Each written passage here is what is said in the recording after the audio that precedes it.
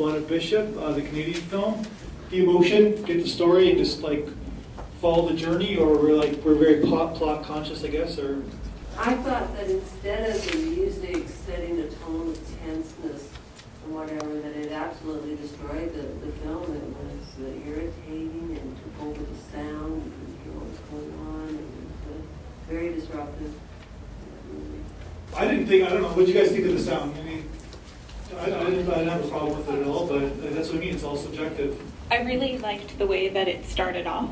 I thought that listening to the radio while he was driving and they sort of report that somebody had died in their cell, put it in my head already that perhaps that's related to what's going to come later, and then it sort of all came together when he was talking about the shame attached to his past. And so that's what sort of made it clear to me that this was about his deceased father, who was a murderer.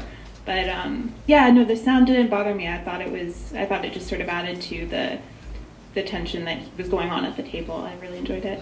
Thank you. Yeah, it's one of those films where you got to piece the puzzle together, I guess, and you got to everything kind of makes sense and in a way. But at the same time, it's like it leaves you with your head scratching. Go ahead. Well, I thought it was good in terms of just highlighting how many victims there are in a situation like that. I mean, we automatically think the victim, the people that have been killed and their family, but it really brought home that effect on the offspring of that killer, like just sort of the whole ripple effect of those kind of crimes. And then here's his young daughter, and he's had to move away, and I wasn't sure who the man was, though. I somehow missed that. I guess another relative.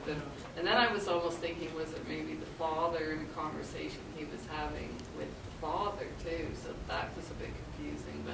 But I thought it was very well done, and the concept is excellent. So I guess it's basically a film about a guy who's trying to keep the legacy of his family away from his daughter. That's so his daughter doesn't get the ripple effect, as you say, of the family tragedy, I guess.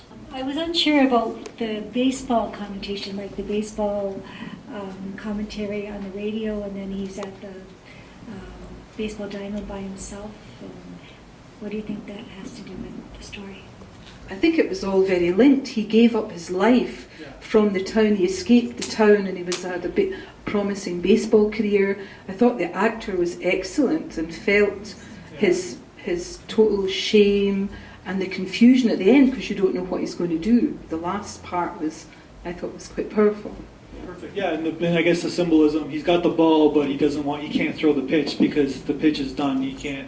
It's over for him, I guess, because I guess that's the answer. But like I said, it could be the filmmaker's attention, it could not. But I guess it was like a little bit of a polarizing audience. People didn't get it. They didn't.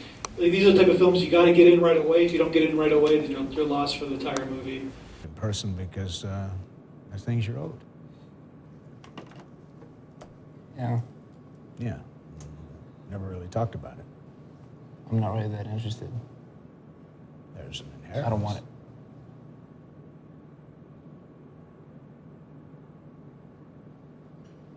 So how old is she? Izzy's 3. I'm assuming you two are doing all right?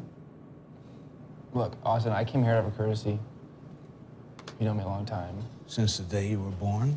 I just want to say that we've put together an awful lot from dialogue that was not said. And therefore, you need to look at, that's really good dialogue. That's how people talk. They knew what was, what each person's point of view was, those two actors. That was in the script. The intention was not written. That's really good dialogue. Because we all got it.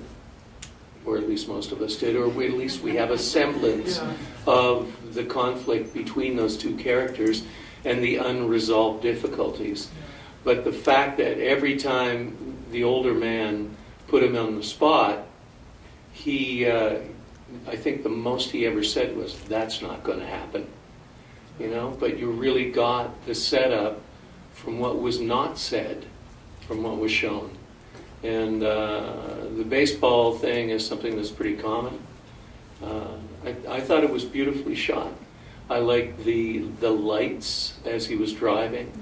It was, and I thought the music was good, actually.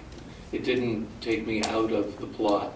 The two guys in the background in the restaurant were interesting because they were adding, they were eavesdropping as we were.